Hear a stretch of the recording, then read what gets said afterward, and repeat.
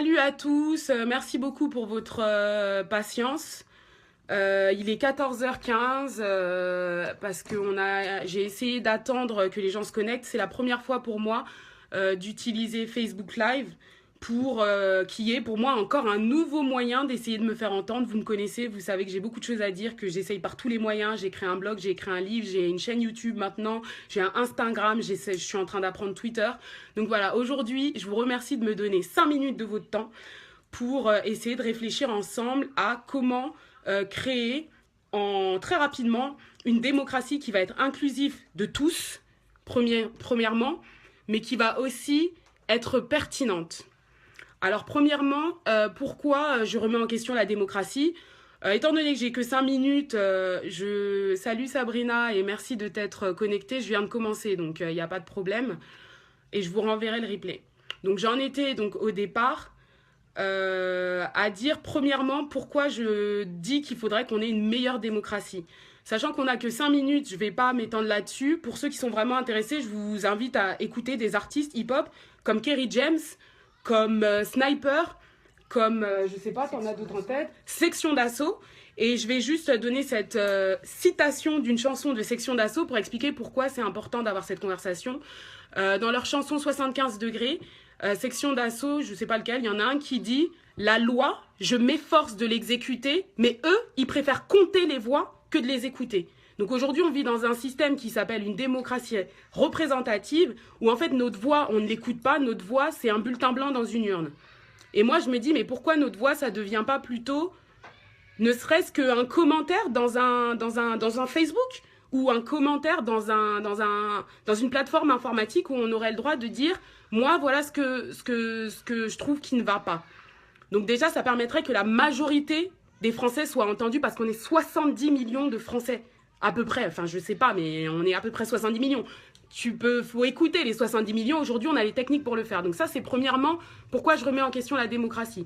Deuxièmement, j'estime que dans le système actuel, on n'est pas en démocratie parce que c'est une minorité de gens, les élus, les présidents et autres, qui sont des gens, quand bien même ce seraient des gens géniaux, c'est une minorité qui décide pour une majorité. Ça peut pas marcher. Dans un article que j'ai écrit et que je vous mettrai en commentaire après, j'explique que si on devait comparer ça à une situation de la vraie vie pour des femmes, c'est comme si c'était quoi, 10 000 ou 100 000 femmes, je sais plus. C'est comme si tu as 10 000 femmes, même si c'est 10 000, c'est comme si tu as 10 000 femmes qui veulent chacune une robe différente et que ces 10 000 femmes, elles doivent demander à 5 personnes d'acheter les 10 000 robes. Et en plus, les 5 personnes n'iraient pas acheter les 10 000 robes, ils iraient voir une seule personne qui, elle, irait acheter les 10 000 robes pour 10 000 femmes. Enfin, ça n'a pas de sens. Tu prends 10 000 femmes pour une même soirée. Sachant qu'elles ne connaissent pas leur taille. Non, mais c'est ça, tu prends 10 000 femmes, il y a 10 000 tailles, il y a 10 000 couleurs, il y a 10 000 formes de robes. Enfin, pour ceux d'entre vous qui sont des amoureux des maths comme moi, ça monte en exponentiel. Tu peux pas demander à une personne de prendre tout ça de décision, même si c'est sur une période de 5 ans, c'est juste... Ça n'a aucun sens, en fait. C'est n'importe quoi, comme dirait Kerry James dans sa chanson. Donc voilà, je pense que le système actuel est un système qui ne permet pas même aux gens qui ont de bonnes intentions de bien faire. Alors le rêve que j'ai pour terminer, j'arrive déjà à la fin pour ceux qui viennent de nous rejoindre, mais j'attends vos commentaires, n'hésitez vraiment pas à commenter, à dire on s'en fout, mais pourquoi tu nous dis ça, mais moi je suis pas d'accord, mais enfin à dire ce que vous voulez, parce que l'intérêt c'est pas que je garde mes idées pour moi et que je sois là à dire il faut faire ci, il faut faire ça. L'intérêt c'est que chacun dise moi le système il me va, j'ai pas envie que ça change, ou ah c'est intéressant comment on fait, enfin peu importe, dites quel que soit ce que vous avez à dire, vraiment, s'il vous plaît, exprimez-vous librement, ça me ferait extrêmement plaisir de voir des commentaires. Je vois plus de commentaires là, mais ça me ferait plaisir de voir des commentaires, c'est pour ça que je vais parler que 5 minutes. Vous me connaissez, d'habitude je parle archi longtemps, hein. Là je fais un effort. Donc en dernier point, mon rêve, ce serait qu'on ait une démocratie juste. Alors démocratie, ça veut dire qu'on ait une place pour chaque opinion, c'est-à-dire que toutes les opinions puissent être exprimées, de la vraie liberté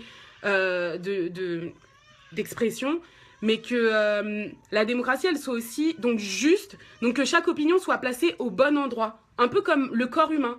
Il y a des opinions qui sont un peu comme l'anus, pour reprendre l'allégorie du corps humain. J'avoue qu'il y a des opinions, moi aussi j'ai l'impression que c'est les opinions de l'anus.